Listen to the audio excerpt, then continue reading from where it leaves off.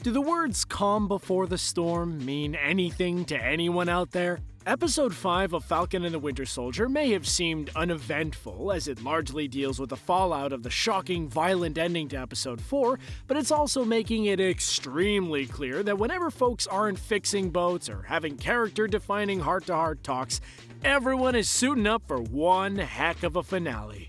And thankfully, this bit of downtime before it all goes down gives us plenty of opportunities to go Easter egg hunting.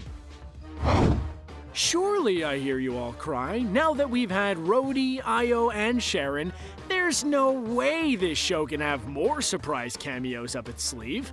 And to that, I can only say, oh, sweet, innocent summer child. This is the MCU. There are always more. And sure enough, after John Walker gets just about everything stripped from him on account of the, committing a brutal murder in broad daylight on foreign soil while decked in American flag colors thing, in saunters the latest cameo. Once you're done picking your jaw up from the floor at seeing Julia Louis-Dreyfus in an MCU production, you might think that there's something more to her comically long name. And there is. Because that's the name of a comics character who, for a time, went under the less than reassuring moniker of Madam Hydra.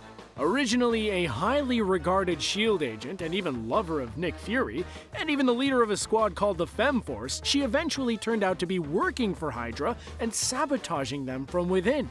And then turned out to actually be working for another supervillain organization called Leviathan, screwing out both of her former employers. Supposedly, Valentina was supposed to be introduced in the Black Widow film until, world events changed things around, but her appearance is an interesting surprise either way.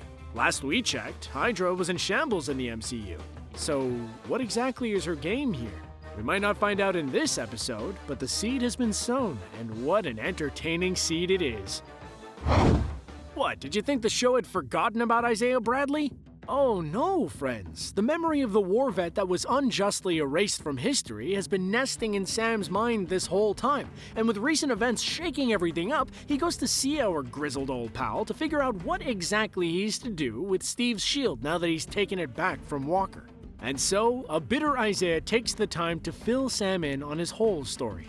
Which, aside from taking place in a different era and his wife no longer being alive in the MCU, is very, very similar to how things went down for him in the Marvel miniseries that introduced him.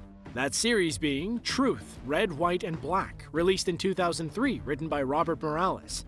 Given that Isaiah's tale, for as bitter as it is and being full of parts Sam does not necessarily agree with, is what ends up spurring him to reclaim the Captain America title, it's probably no coincidence that Truth is also the title of the episode itself. Oh, hey, Torres! Almost forgot you were in the show for a second. Comic book fans and inquisitive MCU watchers who looked up his name after the first episode aired already know that Joaquin Torres is a character worth keeping an eye out for in this show for one particular reason. He is the second Falcon in the comics.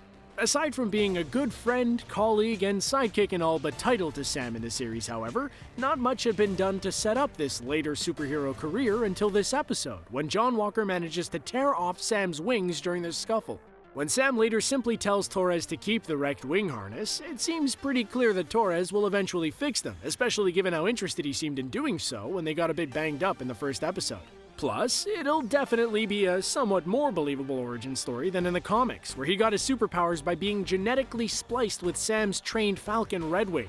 Perhaps now that Sam seems more intent on picking up the shield and the Captain America name like Steve intended, this next episode will see the swooping entrance of a brand new Falcon to fight by the Captain's side. And hopefully wearing something a little more flattering than the weird, extremely low-cut green and orange V-neck he wears in the comics. I mean, seriously, Torres, of all the places to find inspiration for your costume, you had to go with Sam's discarded duds? Oh well, no accounting for taste. Oh boy, time for endless what's in the box jokes. Well, from all the mid-90s psycho thriller fans anyway. But seriously, Sam receiving a package from Wakanda delivered courtesy of Bucky at the end of the episode is exciting for a multitude of reasons. The episode itself, of course, has to be an absolute tease about it as it doesn't show us the contents just yet, but comic fans have a few good guesses. The most likely answer is that it's a brand new set of wings, considering that in the comics, Sam's original wing harness was actually made by none other than King T'Challa, the Black Panther himself, as a favor to Steve.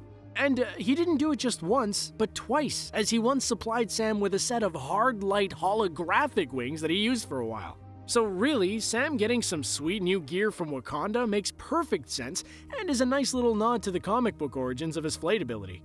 Of course, there could be something else in there as well, like, perhaps, a Captain America-inspired costume more akin to what he wore in the comics when he took the name after Steve Rogers was forced to retire? I mean, okay, I'm not sure how keen the Wakandan people would be on sitting around and making an outfit decked in stars and stripes, but it feels more likely to me than Sam taking time off between shield throwing and boat repairs to break out a needle and thread. Oh well, we'll just have to wait and see in the next episode. Oh, mid-credits teaser scenes, how I missed thee! Stuff like this is a good reason not to turn off your TV right as the credits roll, folks. Because if you stick around, your presence is rewarded with the ominous sight of John Walker diligently hammering away at a brand new shield in his man cave like a bitter, less brilliant Tony Stark. And using his old medals of honor as decoration. It's definitely meant to evoke a darker turn for the character, but it's also a nice nod to John's tendency in the comics to often switch shields, and even decorate them in various interesting ways. Among his many shields, we have an energy shield, and even one that is kind of hilariously shaped like an eagle, but one particular standout is his spiky star shield.